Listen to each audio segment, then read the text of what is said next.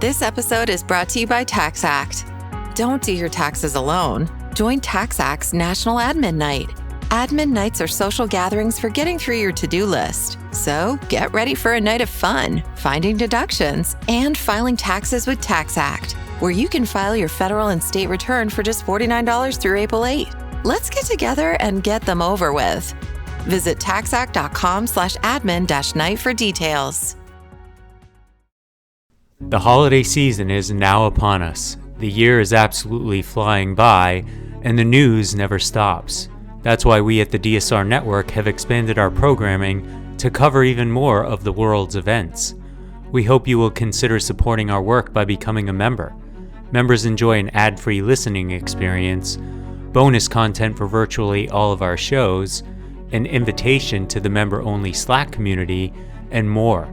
Best of all, if you become a member in the month of November, you can take 50% off the membership price for the first month. Visit thedsrnetwork.com/buy and enter code STUFFING at checkout. That's thedsrnetwork.com/buy and code STUFFING. Thank you very much for your support.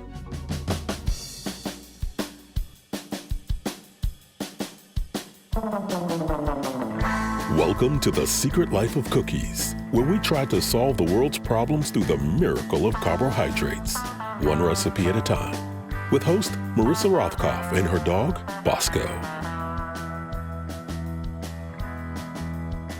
Hello and welcome to The Secret Life of Cookies this week. My guests are the founders of Comedy Gives Back, three brilliant and funny humans, Jodi Lieberman, Amber J. Lawson, and Zoe Friedman. Let's go to it. Just before we get there, all the recipes for the podcast and links can be found on my Substack newsletter at marissarothkopf.substack.com. You can support my work with a subscription for $5 a month, or if that's not possible yet, you can subscribe for free. And don't forget, please, to join the Deep State Radio as a member for special perks. Either way, I am grateful for your support. Hello, and welcome to The Secret Life of Cookies. I have not one, not two, but three wonderful guests here today. I think this is a new record for me, so thank you very much for breaking out of the ones and the twos. We now have three. And we have Jodi Lieberman, we have Amber J. Lawson, and Zoe Friedman, who are all part of a great not new, but a great organization called Comedy Gives Back. And we're here to make some golf cookies, which I think you're going to explain to us why. And if you can introduce yourselves and let everybody know your voice and your name, so your name and your voice, and what Comedy Gives Back is, so people know. Should the Z in jazz start? Or A to Z or Z A to Z? I think we should go, since Z. my last name is Rothkopf, I was always last, so I want to start in the back with Zoe. It's the best for last. Hi, I'm Zoe Friedman. I am one of the three co-founders of Comedy Gives Back. Happy to be here. Thank you for being here. I'm Jodi Lieberman. I'm another co-founder of Comedy Gives Back. And I'm Amber J. Lawson, the founders of Jazz. So we go by Jazz. So if you want to collectively call us Jazz, Jodi, Amber J, Zoe. So we go by not Jazz. But Jazz, they got the J, the A, and the Z. I'm really slow, but I'm getting it. Okay, Jazz. Comedy. We are the same of the comedy community. What does Comedy Gives Back do? Well, as Amber J said, we call ourselves the safety net for the comedy community, which means we try to catch comics when they fall, right? So financial crisis relief, mental health needs like resource and also sponsorship and payment, and chemical dependency and substance abuse treatment.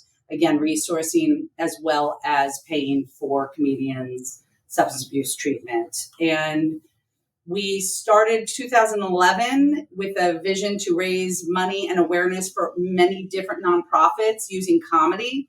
And then we looked at each other in 2018 and said, nobody's taking care of the comedians. And you look at the music world, they have music cares, and you look at the actors. I mean, now with the strike, but they have the actors fund.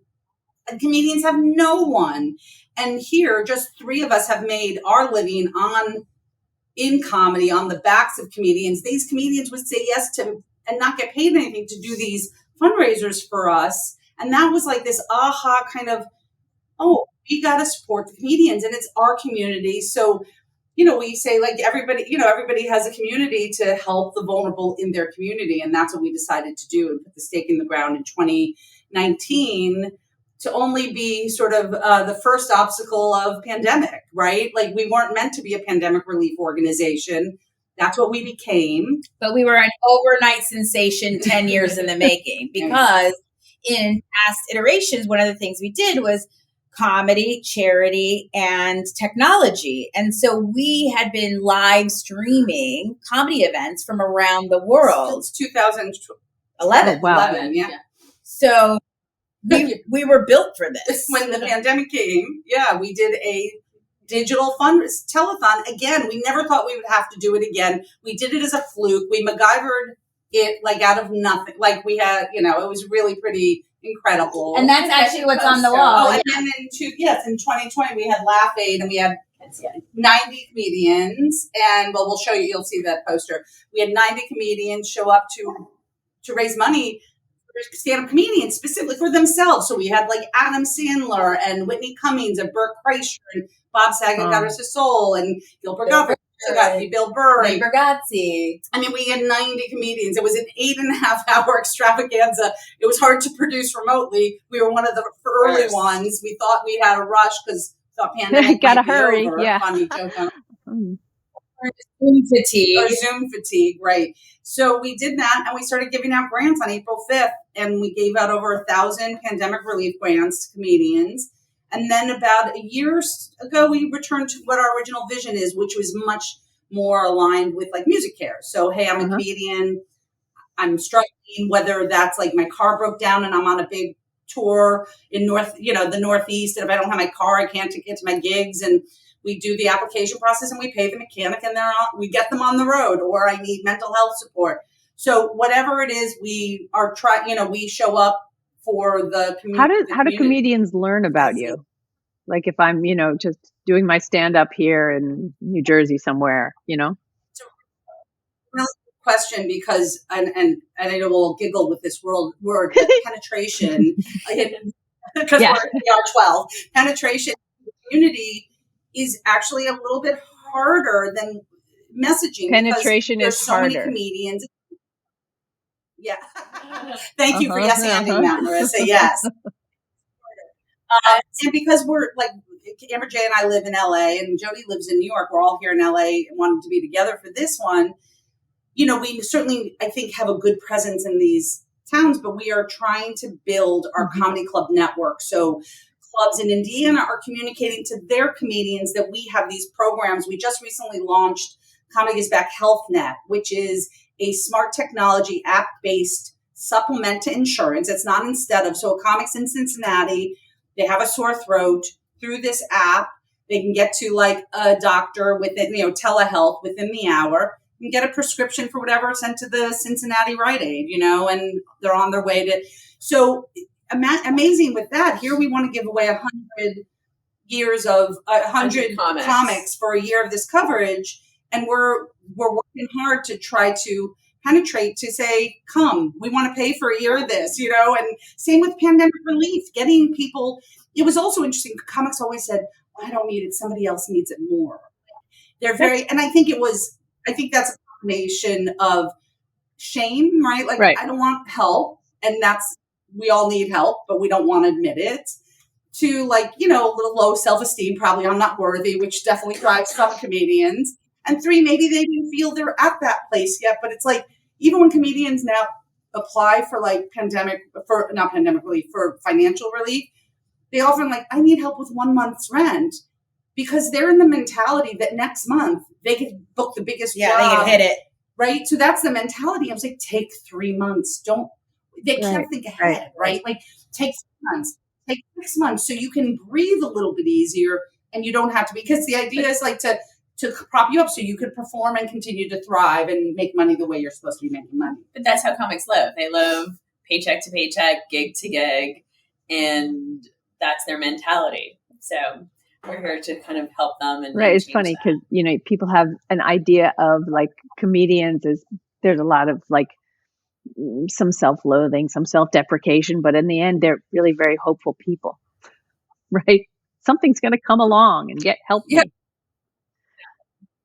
Because sometimes that has worked. I think about that with even like actors or like, they come in for an audition and the next day they could be, there's whole life changes on the way, right? So it does happen, but sometimes we get these calls from older comedians who are aging out, and that's a big piece of our population that we're actively trying to figure out how we can support, because after pandemic and they haven't been working and then they're like, yeah, I just need 1 month's rent. I'm like, you need 6 months rent because you might not get back on a cruise ever again. Like, one of our missions is to build and have a place for senior comedians, like a motion picture fund home for comedians. Like that is something we're very seriously considering to start that. That was like one of our long-term goals when we started, but it seems like the need is like closer. In our face, like right now, like, so we're trying to figure it out. I just can't, I mean, who comes in and entertains the comedians, in the old age home? Who is that person? Young comedian.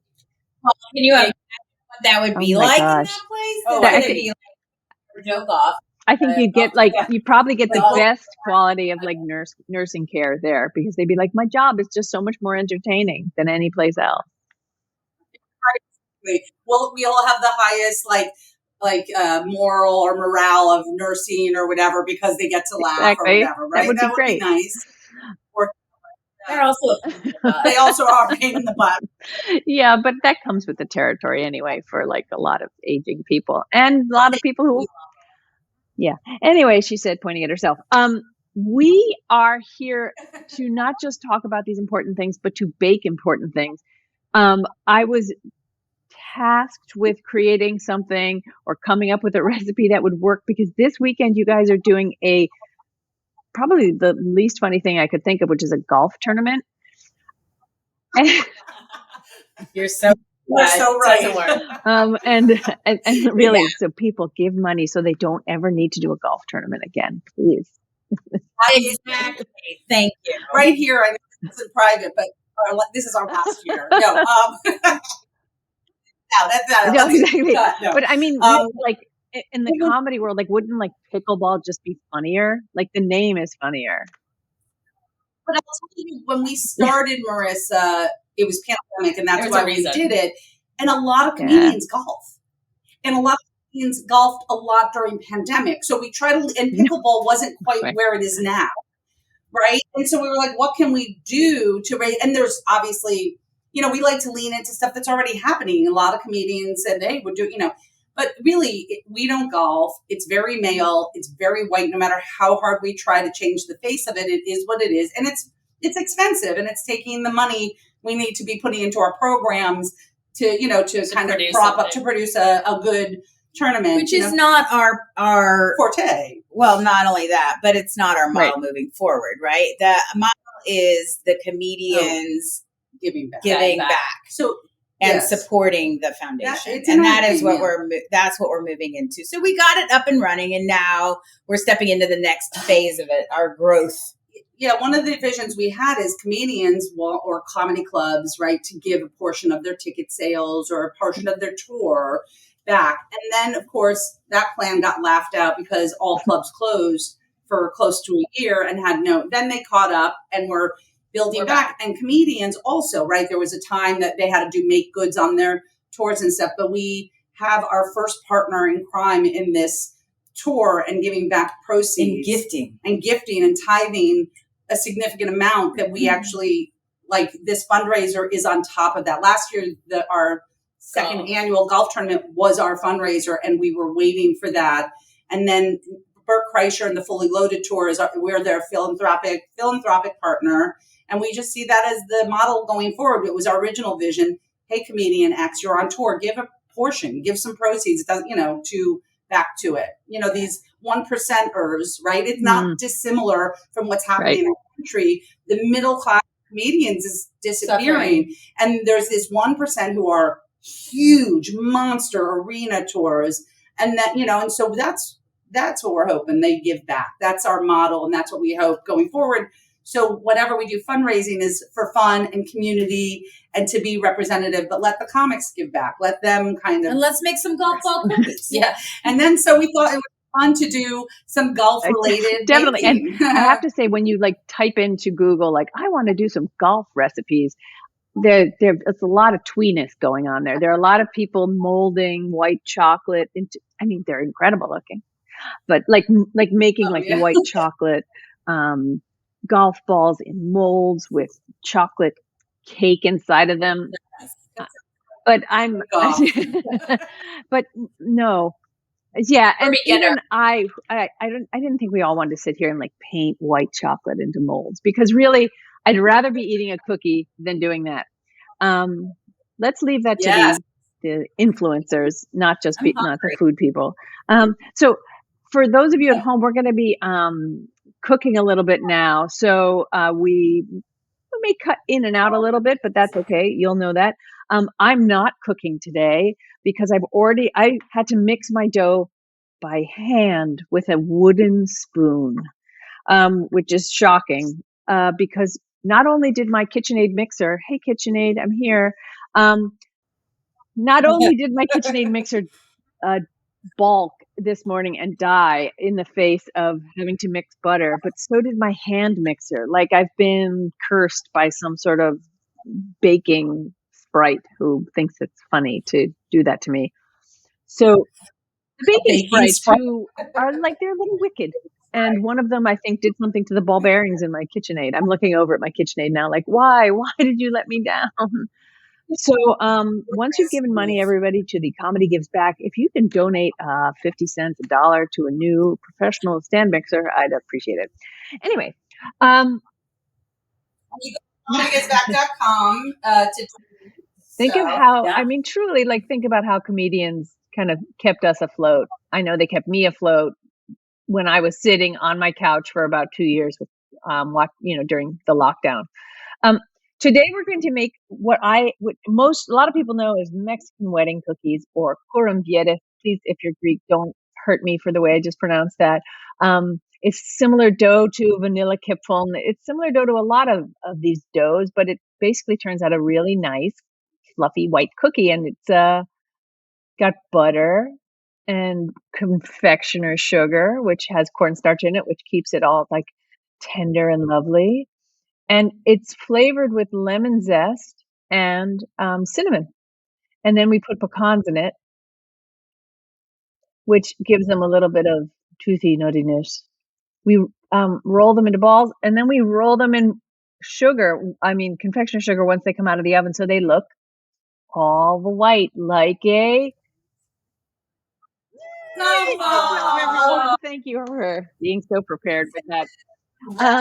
So first things you guys have to do is mix up your butter. It's a cup of butter and 3/4 of a cup of powdered sugar. Because it's one of those really annoying recipes that you need a cup and a half, but split them in two. And I'm going to rewrite the recipe so it's less annoying. All right, we're putting our powdered sugar in our bowl. This is kind of like being on a morning show and baking, and I have if I only had my ramekin set up, I would be so happy, Yep. I actually had my ramekin set up for this, for not only making dough, but to demonstrate it during the podcast. And that's when my mixer died. It was that's too advanced for me. Please don't do that. But the nice thing about if you go on one of those morning shows is they do it all for you. You're not in the kitchen. They have a lovely kitchen staff that does it all.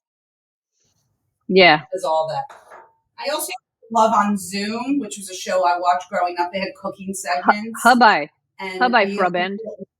I said Hubby Frubend. Hubby Frubend. Yes, that's right. And let's cut right to it. What's the zip code? 02134. Send it to Zoom. Yeah. Okay. All right.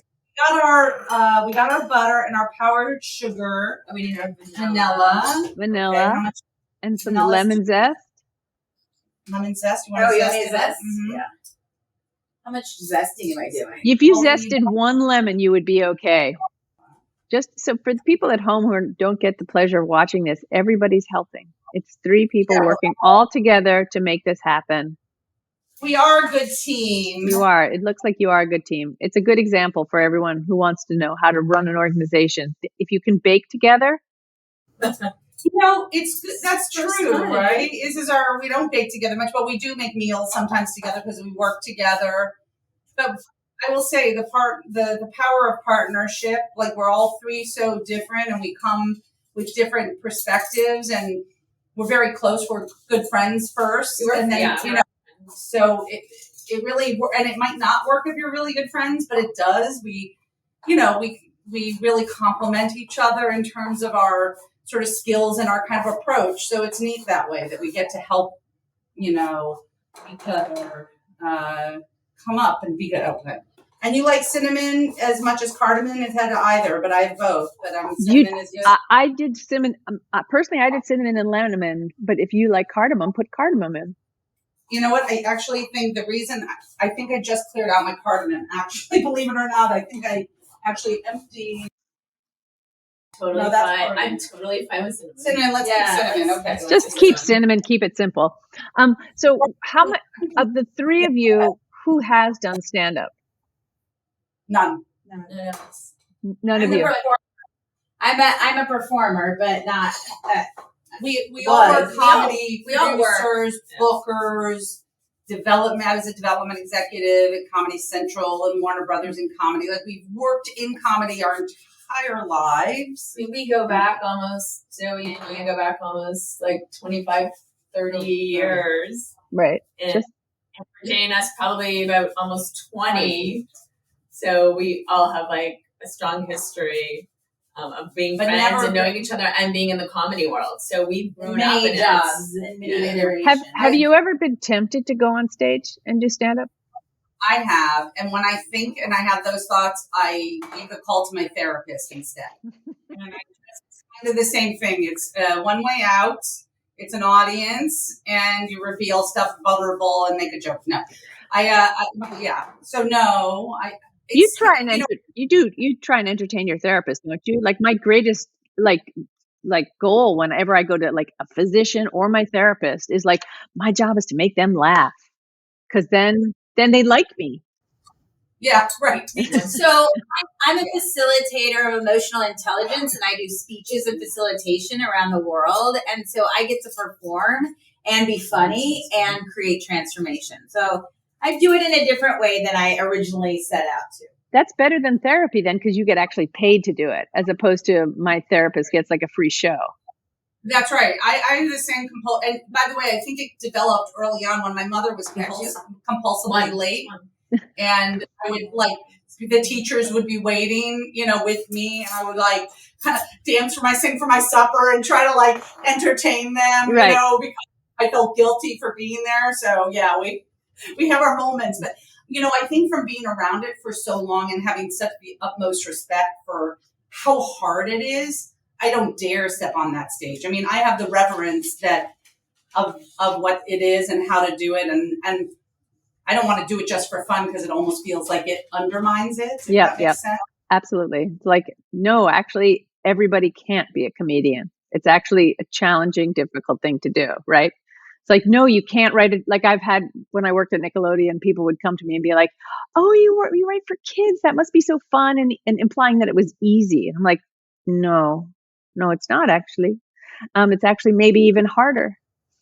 Yeah, I've been around stand-up most of my professional life, and I have the utmost respect for them, and it frightens me, and I'm always curious to ask them, what made you get up that first time? What made you get up on stage? And I'm always fascinated by their story.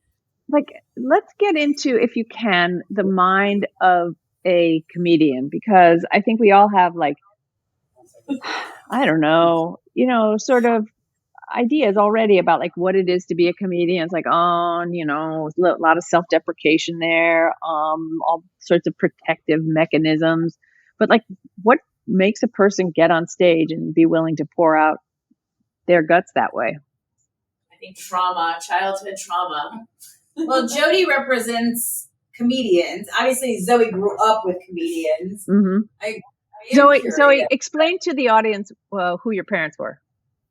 So my parents, Bud and Silver Friedman, started the first comedy club, like in the modern incarnation of stand-up comedy and a stand-up comedy club with a brick wall behind you. My parents started the first comedy club in New York in 1963 called The Improvisation. It's out here in LA also on Melrose. The one in New York closed in 93. But we're celebrating 60 years of the Improv next week. Oh my gosh. Well, the Improv's all over it's a franchise. 60 years this year we're celebrating. And it's tremendous to think about like the people who stepped on that stage for the years and continue to step on the stage. We did a special, like it's going to be on Netflix on Tuesday the 7th as well, the 16th anniversary special. Oh, good. And it has contemporary comedians, then the Robert Kleins and the Bette Midlers, who also were part of the history, and they have they also have clips from old stuff. But what it really is exciting is that it's a vibrant place today. It doesn't live just in the past of the legacy. Mm-hmm. The company that bought from my dad really wants to preserve the history, but they're also business people, and it's a thriving legacy with comedians who all have that. I stepped on my first improv stage and my life changed, or they all sort of shared what those moments were. Right? It kind of crossed the board. I feel like almost every comic, to legitimize themselves, needs to or has a desire to play an improv. For a long time, it was and by the long time, I mean also a long time ago, the thing that felt like you would feel like you'd made it as a comic is if you got on like the Tonight Show at Johnny Carson. And is there anything like that today other than like stepping on the improv stage? Well, the improv stage might have more viewers than a late night television spot. Obviously the social media machine. It's a really good question because definitely those spots still are important, in terms of like a good credit, like to do the Tonight Show. Jimmy Fallon is the only one really doing the regular late night kind of debuts, like regularly breaking new comedians, So it still continues, although it doesn't have the same impact, right? Where sitcom, oh, great spot, you're on again, and then you have a sitcom, but it still happens, and it helps. Now it's a real business. It sort of became, in the sense that a podcast make more money for a comic than touring often, depending on what level you are. Or a podcast more than, so there's so many different avenues and there's not one gatekeeper any longer, right? There's a real business and there's a real opportunity for comics to make a living in it, not having to hit that one mark to make it. There's a lot of different paths, I think. Well, and I think it makes comedians be entrepreneurs. Not that they weren't before, but they weren't. They are not reliant upon Johnny Carson. Yeah, that's right. A one man saying who goes and who doesn't go. There's many more avenues now for, I would say, distribution to get themselves out there, and the business has definitely changed over the last. Scrape it off. The business has definitely changed over the last, I would say, 15 years, where comedians have become like rock stars almost. And like we just said, they have to be entrepreneurial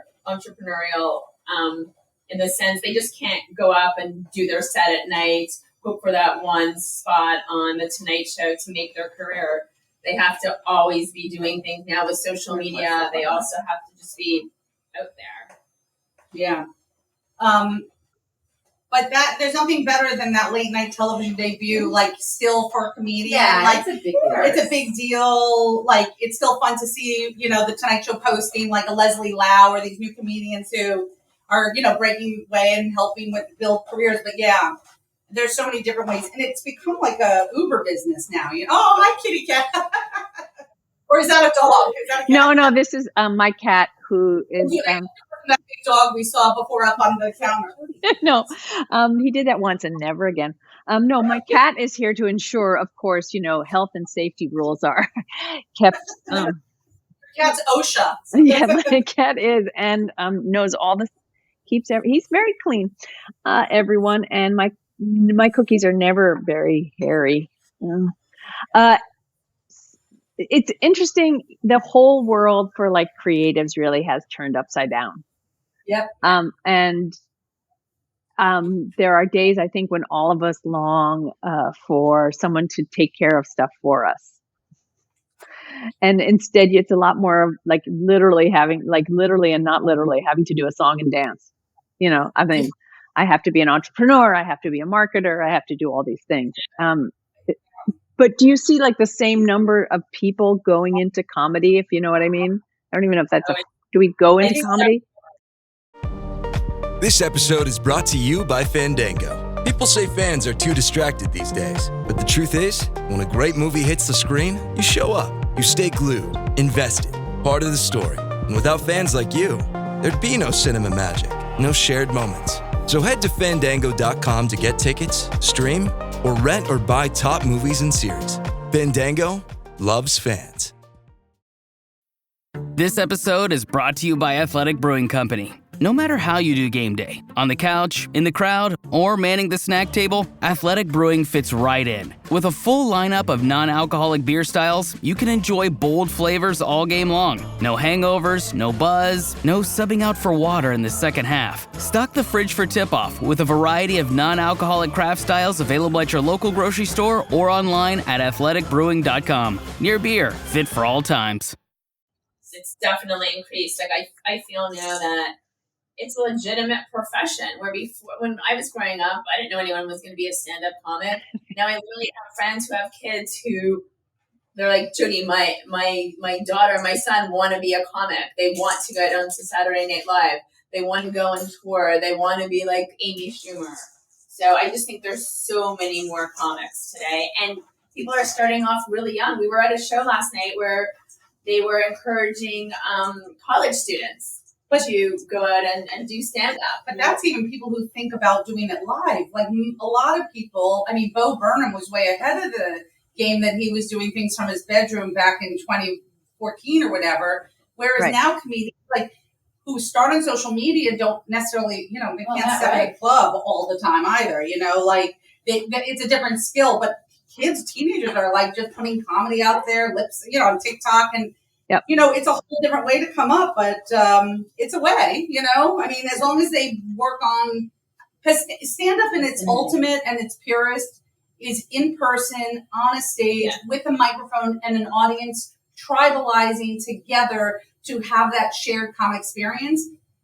I feel like wherever you can get your comedy, get it. If it's online, everybody needs to laugh. But really, I'll be a traditionalist and a purist about that. So even if your comedy coming up on TikTok, you got to figure out how that translates to a club, because ultimately, if you're going to be a comedian, that's where you need to be, on a stage with with an audience, So that's what. What is so unique and special about that? I love the phrase that you use, the word tribalism. What is that tribalism about? Well, I think it's about a shared experience. I mean, a comedian takes their individual experience and universalizes it for the audience. And to me, like, where did we go wrong? No, we're not nowhere went wrong. I think I just am not as focused. I think, we can. You guys are doing it. There's the normal for the batter to get stuck in the beaters. Everything's more fun done together often,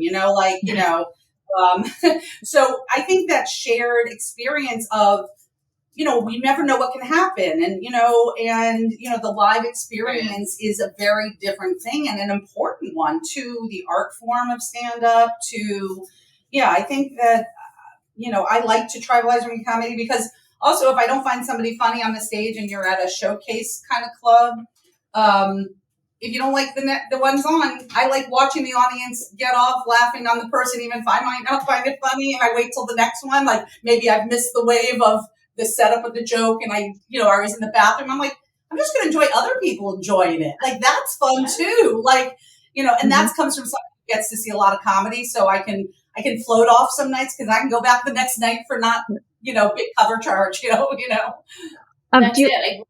Zoe and I are kind of purists in that way. And we've seen so much comedy over the last 2-3 decades.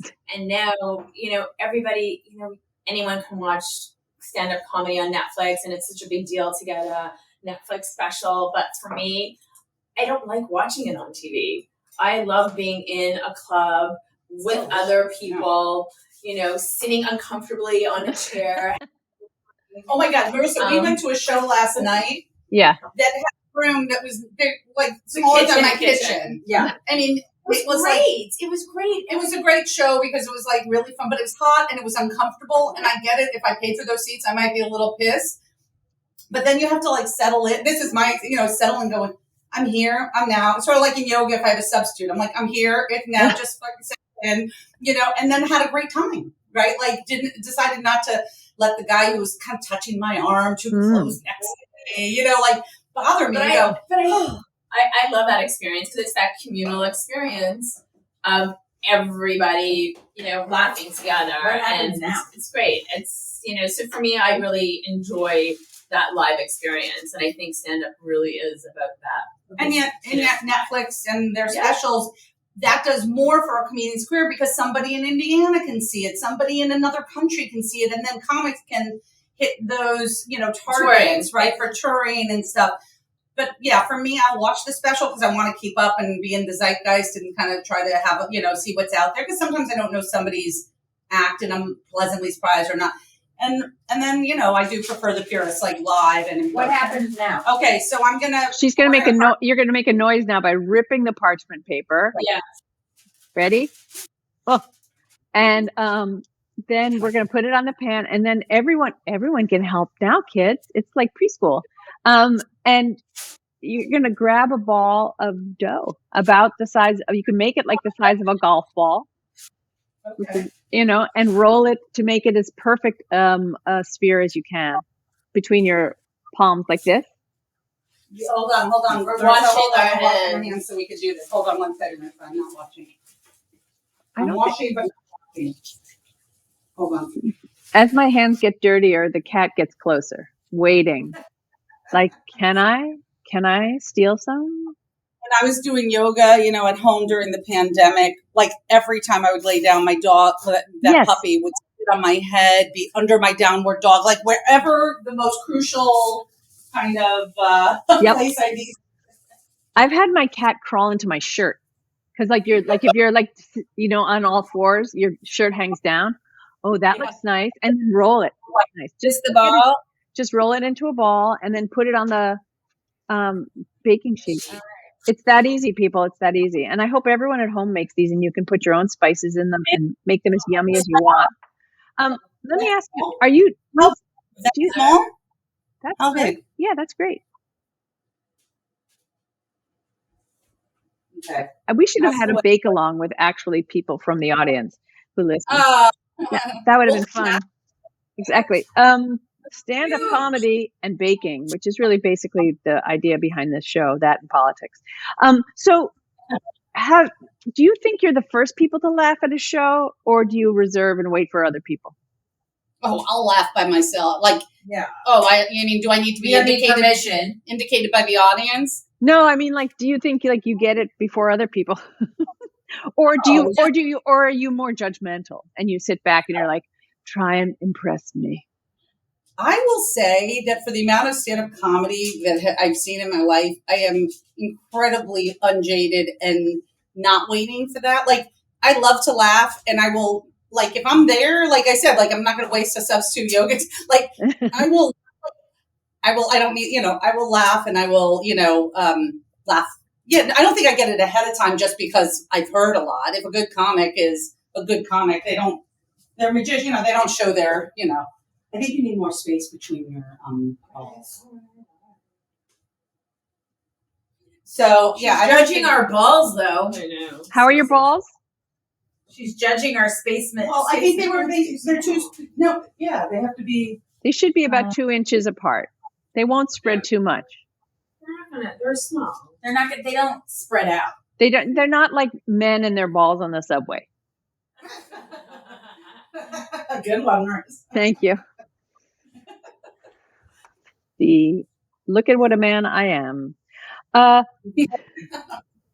So tell me a little bit about how Comedy Gives Back has been received by the comic community, because I think, first of all, I think people don't really have a sense of, like, we have a sense of like the megastar of, these people who get the Netflix specials, and we don't have a sense of how much of a community there is of, sort of, as you were saying, the middle class of comedy people, and like, how is it a whole world out there that I don't know about? Well, let's show her our balls before we send them. Check out our balls. You guys have beautiful balls. Thank you. We won't take them on the subway. It actually, I just looked it actually tastes good. Yeah, there's no egg in them, so I mean, the Pillsbury would say to you, don't eat raw flour, because there have been issues in the past. But how much timer-wise? Timer-wise, start with about 19 minutes. I don't mean to be that exacting, but start with 19 minutes at 325. And you want them to get a little slightly golden on the bottom, and they should start to take on a little golden color on the top. That's the way I like to eat them, Now we can come talk a little more. We set them in. They're in the oven. And 325, and we're good. Now I'll leave this. It is tasty. It is tasty, right? Because it's not too sweet, because probably the powdered sugar also sweetens them at the end, kind of. Yep. A little bit more. I like the not so sweet, I like that pecan. God, lemon zest is good. You can taste it. It's so good. Lemon zest, good. So let's talk about the people who, there's a middle class of people who you're saying, middle class of comedian who can make a living, can they? Mm-hmm. Off of being stand-up comedians? Yep. If any of my children are out there listening, it's not true. But go on, yeah. Here's the thing. I think it takes a long time to even middle class existence, but I think the point is there's a lot more ways. So you can do your own podcast, you can do your own merch, you can have your social media, I will say, and I'm not going to name people, but there's a bunch of comedians from here in LA who have started traditionally in the clubs and are kind of middle acts, best and work the road a little bit.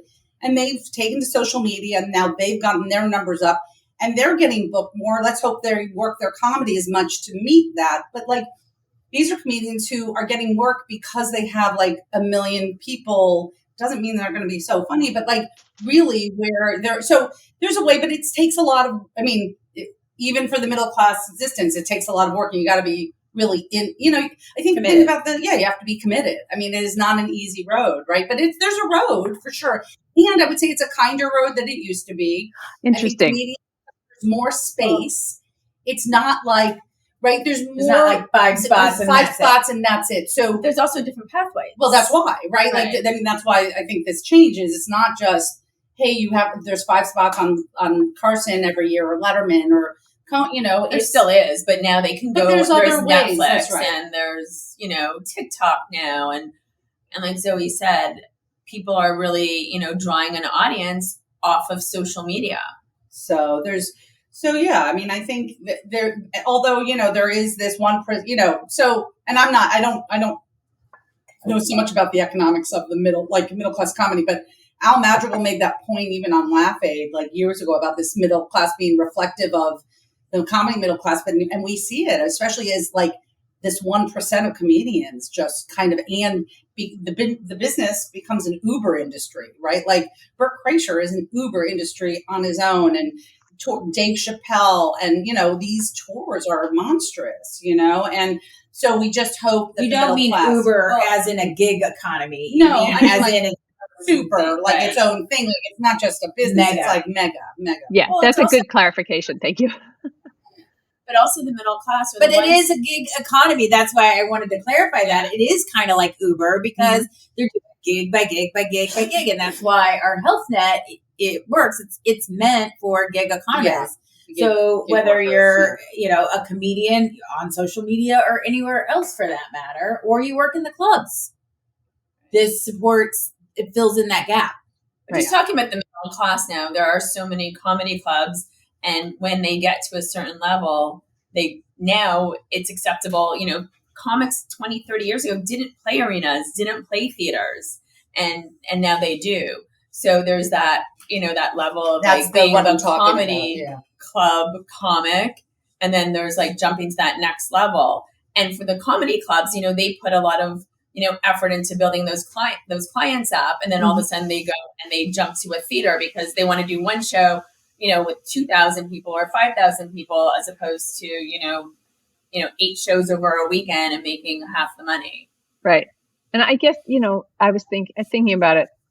The landscape has changed so much. It is more like it's a fairer kind of. What's the word I'm looking for? Anybody have any words out there? The one where it's like equal for all. Words in my brain. I don't know. I don't have them all. There's more opportunistic. Yeah, there's more opportunity out there as opposed to like when I was little, it was like you could see comedy on like Carol Burnett, which was awesome, Saturday Night Live and like a few other places. But now I can sit at home and, my kids, more importantly, like people my kids' age who are like in their late teens, early 20s, can have the whole world at their fingertips to watch all the comedy out there. And it gives a great opportunity to the comedians too. No, she's talking to me about my tea. Sorry, it's still morning for us. P&G are our jam, and she's making me some tea. We're tea drinkers. We're nice. Teetotalers. Now you know why they call them that. Okay, can I? There's something to celebrate this week in the world of women comedians, which is Taylor Tomlinson. Oh, yes.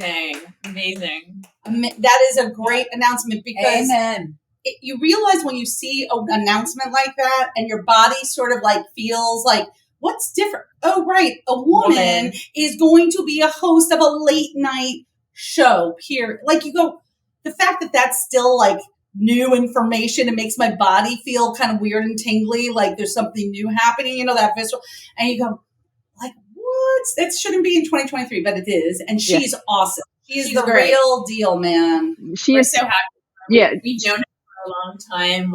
I've seen her, come up. When I worked at VH1 back in 2016, 17, I actually brought her in for an audition just to get to know her. And there was something so special about her. And I've definitely been following her career. We know her manager very well. And I just give them so much, kudos and congratulations to, her and her whole team. She's so good. She's out there and she did it, and had a great trajectory. She's doing it. Yeah. And I'm sort of torn between thinking, now she's got to bring in all the women writers and she's got to be an example for women everywhere. And she should just do what she wants to do. Yeah, I'm sure it will lean towards that way. That's how the change happens, right? I mean, let's hope, right? Without putting too much pressure on her. I mean, we also can't forget Lily Singh had a late night show. I think because she didn't come up and Samantha Bee, Samantha Bee, yeah. Chelsea Handler. Yeah. So, but I would say I'm not that there's Chelsea Handler was on E, right? Like not a main network. Not a main network. I guess, not that that's like lesser. Yeah, it probably got more view. It probably got more viewers.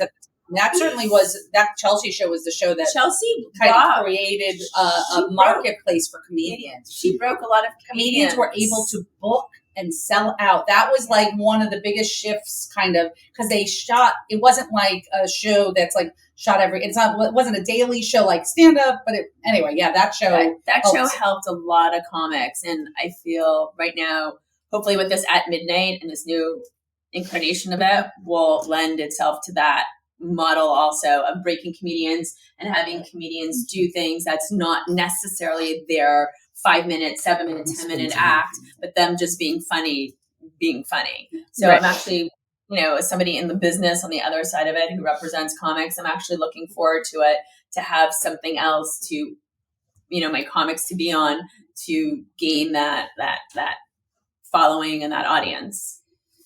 Yeah, I think look at very nice kitchen and her stove. She has a Viking stove in green, which I absolutely love. Tile. She just got this redone. I did. I was like, oh my God, I could bake. And I got it done. I did my kitchen last year because I never baked or cooked in my life. Ooh. That's my... Everybody, she has a very, very killer stove. It is beautiful and lovely sort of pine green, tones of pine green tile in the background. I highly recommend that look for people. Or highly recommend you come bake at somebody's house. It's exciting. I got a pantry in Venice, California. It's a proud moment. And in my life, I never did anything in my life till pandemic. Really, because I was out working and I didn't care. I didn't have any. And then you start cooking, and I was like, "Oh, my kitchen! I want it." Were you one of the people that adopted a sourdough or not? So here's the crazy thing about pandemic. I didn't start cooking until much down the line. When pandemic happened, everybody was like, "Oh, you have so much time, and we're making sourdough. We're watching our starter." We were busy at the beginning of pandemic than I ever been in my life, honestly, because we were producing something in a virtual world that we didn't know. I mean, just think about Zoom was still a new thing at the time. We started working March 14th. We were going to go do it March 28th. We pushed it to April 4th. So we had 3 weeks. That was nothing.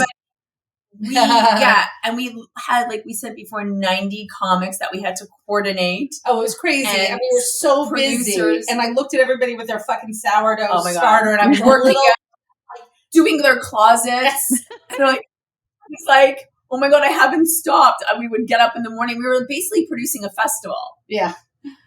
But it was fun, and we know how to do stuff. We know how to do that. We put a three-headed monster to get to work, and we get it done. We raised $500,000 that night. We had 4,000 individual donors donating. Well, and we were shocked. We all thought it was going to be the comics donating to the comics, and then all of a sudden we looked, and it was just random people all across the country donating, whether it was $10, $36, $100, $50. I mean, it was all over the board, and that made us realize, there's something to be said about this, that people want to support the comics, the art form. So we felt like we were on the right path of what we were doing. Yeah, that was amazing. The 4,000 individual donations for people that said, well, maybe it was, hey, you want to pay me $10 worth when I'm stuck at home, or hey, the comic is of value. Oh, how pretty is that? Nice backyard. Pretty. It's fall in New Jersey. Is that your actual backyard or a Zoom backyard? Thank you. That's the best compliment anyone could pay me. It's a genuine backyard with real oak leaves everywhere. Come on, everybody, come by and rake my yard. I know. Yeah, I would like that too. I have a neighbor that does that. And we used to be like, you don't need to do it. And now I'm sort of upset when they don't. Well, now I'm like, can you get that patch? If you're going to do it, do it right. I mean, exactly. That's the problem. It's too much. She who rakes too much. She who rakes too much. Yeah. I would like to ask you before we go. I have a couple. Sorry. The cookies smell really, really good. I just got a whiff of them. Oh. They smell delicious. Oh, good. Mm-hmm. I think we may have to end this before you can actually take the cookies out, but I will talk you through the end part. But I do want to ask you one controversial question just to get your take on it, if you're willing to talk about it, because I know some people aren't. Which is, how do you feel about the whole Hassan Minhaj being sort of reamed by the New Yorker? And he's just put out a defense, I think, in the past couple of weeks. I have not read the defense. I haven't read the defense yet. I have it pinned, and I want to share it with my students. I think it's ridiculous.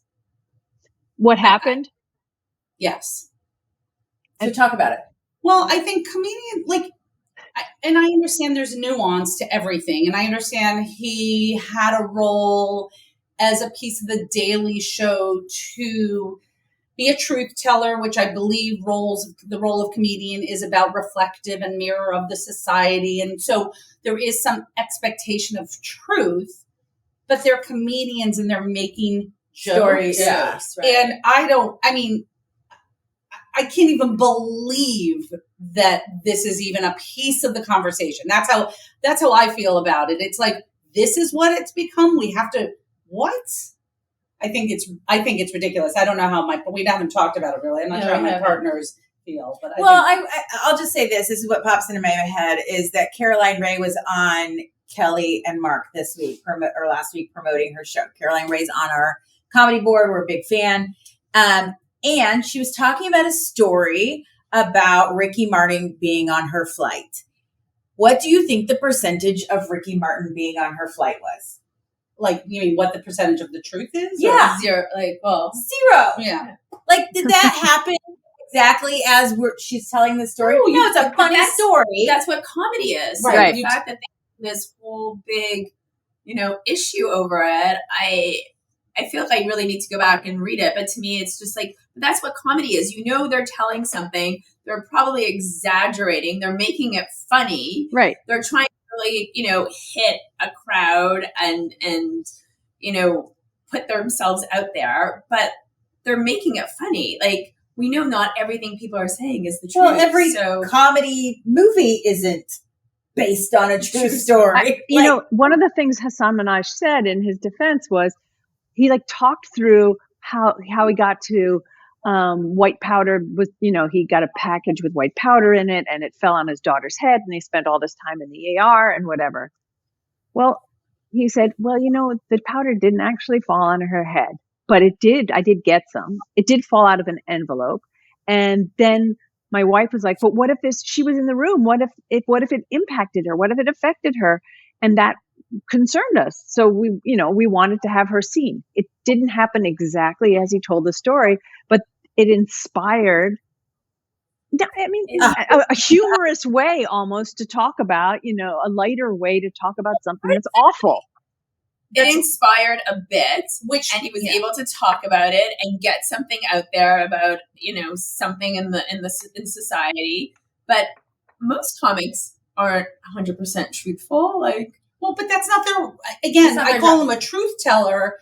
And there are different types of comedians, which is why I think the expectation for Hassan is different than maybe another comedian, because he was part of the Daily Show and there is factual information and all that.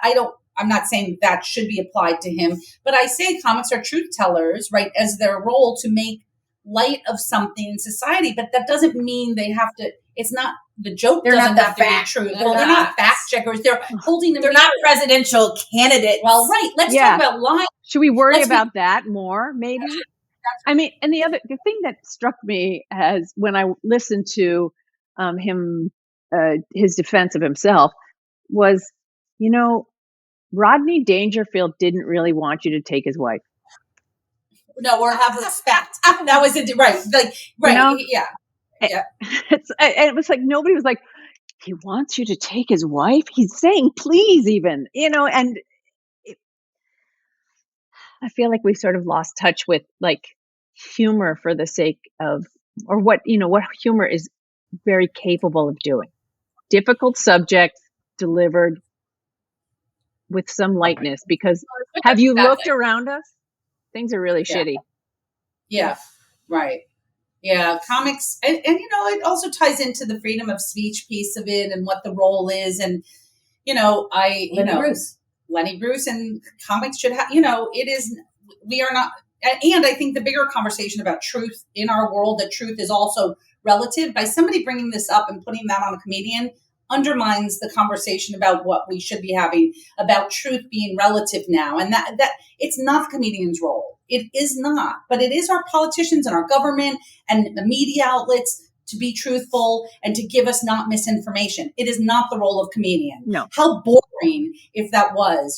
I will tell you actually, when I was in college, I went to a traditional liberal arts school that didn't have summer internships, and I had an advisor. I was an art history major who I had this internship at Letterman, or I had this opportunity.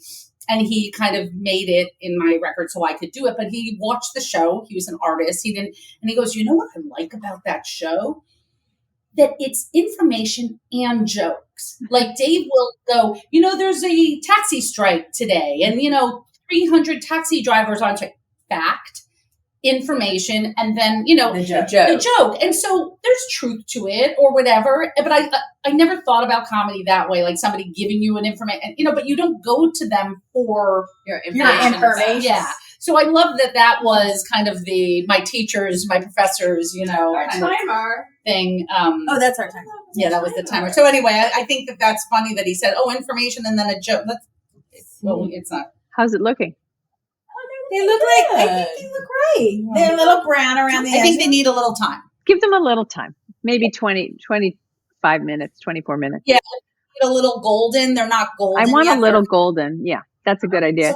That's actually, I found myself this week, two things about comedy is I found myself this week not waking up and watching the news first thing. I obviously, because of my job, because I teach journalism and all that sort of thing, obviously I follow the news, people. So don't nobody at me. Okay. I read the news constantly, but I didn't want to wake up and see the news like I normally do. So I would turn on, Stephen Colbert, and he would sort of give me a good wrap up of the news. And that way I wasn't tearing my hair out about Mike Johnson, the new Speaker of the House. I was kind of laughing at him. For full disclosure, my nephew works for Stephen Colbert and my niece works for John Oliver. So, I think comedy and news together are the most brilliant things ever. Open your mind. It can give you information. It can open your mind to new ideas and maybe a different way to look at something. Yeah. And it's a great way to kind of digest the news through a monologue of a late night talk show, because they do give information, and yet it's always going to be with a little bit of the sugar, the spoonful of sugar, the sort of perspective. In this case, powdered sugar. Powdered sugar, definitely, which is so smooth and silky, and it has so many different attributes. We just don't use it enough. The way that Colbert handled the shootings in Maine, right? So instead of me watching the news and seeing camera full on where nothing is happening in the background and they're just sort of repeating, whatever the sheriff's PR had put out, he talked about it with great sensitivity, and then made a joke about nobody should mess with Mainers. These people have as their state flower the pine cone. It's just a very nice way of saying these folks are tough. It's what we're watching is difficult. Yeah, right. Yeah. So, the next stage of this, before you guys put on your golf skirts and stuff, your plus fours, and I don't know what you're going to wear for the golfing tournament. Probably something very fancy. Yes, you're going to have matching outfits for it. We have Navy this is our third annual Navy, so we're going off our Navy colors. She's pointing to her a baseball, very stylish baseball caps. Oh, with comedy. Good. Before you do that, I need to tell you about the finishing touches for this cookie are, you take them out, you get a little bowl and you fill it with, powdered sugar. See, our friend powdered sugar, and you let them cool down for 5 minutes. And then you toss them while they're still warm, because that will make the powdered sugar stick. Right. And before you serve them to your friends, I would put a little bit of powdered sugar on top of them, extra, Okay. Sift a little powdered sugar over them. This is how one looks when we're done. I Marissa, I have she has a good old fashioned sifter. Oh, I should get one. But see, this is how they end up looking. There we go. Oh, beautiful. Oh, they look like golf balls. Isn't that great? Oh, perfect. We'll bring them to our golfers. We'll bring them to our Monday. golfers. I want to thank you guys for being here. I'd love to take a picture of us all together, if you know what I mean by all together. And I want everybody out there who's listening to go bake some golf cookies. And if they are interested, they could give to support, big or small, but give to support Comedy Gives Back and help somebody, a creative in need, and let's keep supporting creatives. God bless us. Right? Yes. And one more, Marissa, can I make one more plug? And it's an invitation also to you. Yes, please. that we have a fundraiser at Gotham next week in New York as part of the New York Comedy Festival, our CGB Laugh Aid Part 2. And it's at Gotham at 7:00 next Thursday. Maybe you come. That would be great. I would love to come because, I'm a big fan of comedy. Yeah. Here's our golf ball, everybody. I love it. It looks so good. And if any of your Let me do one post. more. Let me take one too. Okay. Get the ball back up there. Oh, the ball Show back me up. your. I'm going to show show me you your my sad. We'll take a picture of our finished balls. product. We'll send you our picture of our finished balls. Yeah. I look forward to seeing your balls later. Yay. And if there's anything funnier than the word balls, maybe, we'll talk about that later. All right. Thank you very, very much for being here and for all. See you. We loved it. Thank you very much. Bye. You can learn more about Comedy Gives Back at comedygivesback.com. And you can find me, Marissa Rothkopf, at marissarothkopf.substack.com try both. Marissa Rothkopf Eats on Threads. Thank you, and stay safe, and have a great week. Think Verizon is expensive? Think again. Anyone can bring their AT&T or T-Mobile bill to a Verizon store today, and we'll give you a better deal. So bring us your bill. Walk in, run in, pogo stick in, teleport if you can. Ride on the back of a rollerblading yak or fly in on the wings of a majestic falcon. Any way you can, bring your AT&T or T-Mobile bill to a Verizon store today, and we'll give you a better deal on the best network. Based on Root Metrics Best Overall Mobile Network Performance, U.S. Second Half 2025. All rights reserved. Must provide very recent postpaid consumer mobile bill in the name of the person redeeming the deal. Additional terms, conditions, and restrictions apply.